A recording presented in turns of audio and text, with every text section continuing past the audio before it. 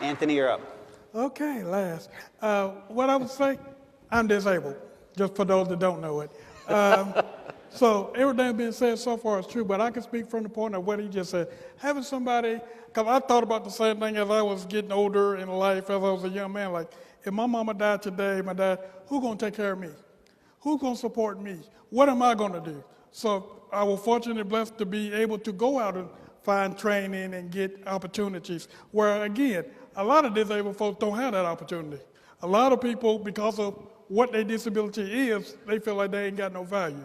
But sitting up here, I can tell you, every person, every disabled person has value.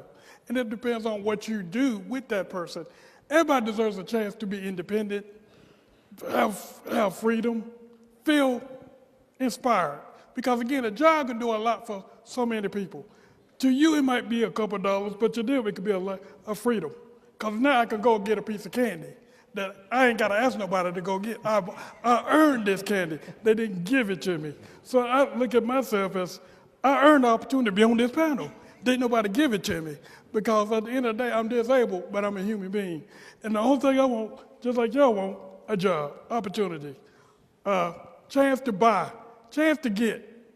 And at the end of the day, I'm proud to say I had a chance to experience that. Still got a chance to experience that because it didn't come easy, it didn't come free, but it was worth it.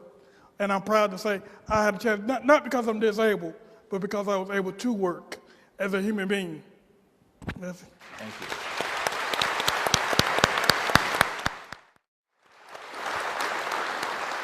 So, Anthony, I want to bring you into this conversation. One of the questions that was sent in by our network involves choice, and individual choice. The question was, what role does individual choice play in future disability employment options? I wonder if you could talk about that for just a minute. Well, basically, I mean, simple as what's been said out here, every individual has the right, should have the right to choose to go to work, have opportunity to work. Now, see, the difference is sometimes we value what their job is. Sometimes we rather put them in a program than put them in a job. Because it's easier. Because if I got you in a program, I'm doing my good job. I did my good deed. But necessarily, because I'm in a program, don't mean I got a job. So again, don't put me in a box and you happy, but I'm not. Do that make sense? I mean, you know, well, sometimes when we say disability, we just put everybody in the same boat. So because, excuse me, we're in the same boat, we don't take the time to learn the individual. We just assume he's in a wheelchair, so he go over here. They're blind, they go over here. But you don't know me. This might not work for me over here. It's a good program. Y'all put a lot of money in it, but you didn't invest in me. When you take your eyes off of what you're doing for the program, it's no good. And we'll be having the same discussions, but we'll spin it around. Because again, we want to feel good that we did something good, but we ain't took the time to understand what are we feeling for. Are we really trying to help them develop and really be a part of society, or are we just trying to put them in a program so they can say they are in society, but they're not in my society? But hey, we got resources over here, we got money over here, so y'all should be happy. Look at us as human beings first, and everything else will work out. Don't decide I'm disabled because of what I look like. Know me as a person, then decide where I need to go. That way you can spend the money better. And you will help a lot more people. Mm-hmm. That's all I got to say about that. Yeah. Thank you. Anthony, I want to come to you too, because your job, what you do right now, is help people find jobs. Yes, sir. So what do you see as the biggest roadblock as you're trying to do that? Well, the biggest thing, like anything else, is qualifications and skill set. Mm-hmm. A lot of people don't have the skill set to do the jobs that need to be done, from upper management to manual labor.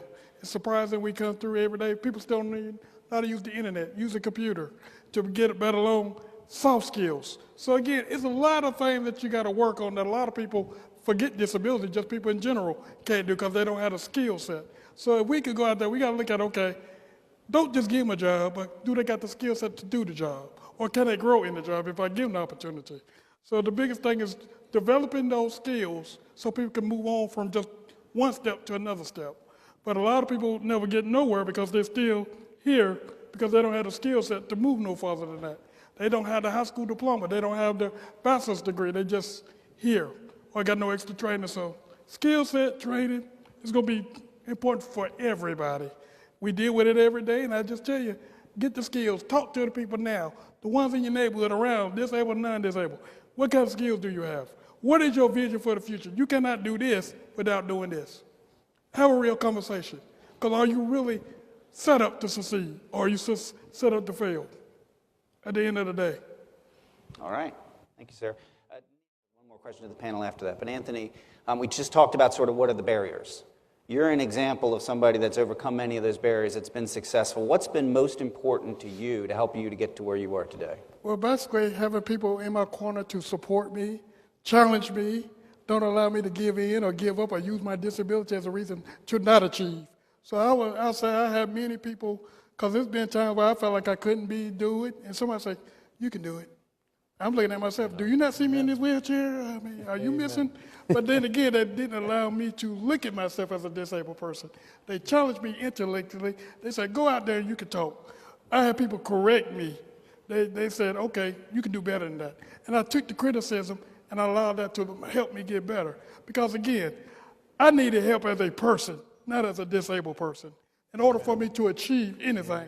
So I'm glad about the support I had around me, because without support, all of this is irrelevant anyway. So support people.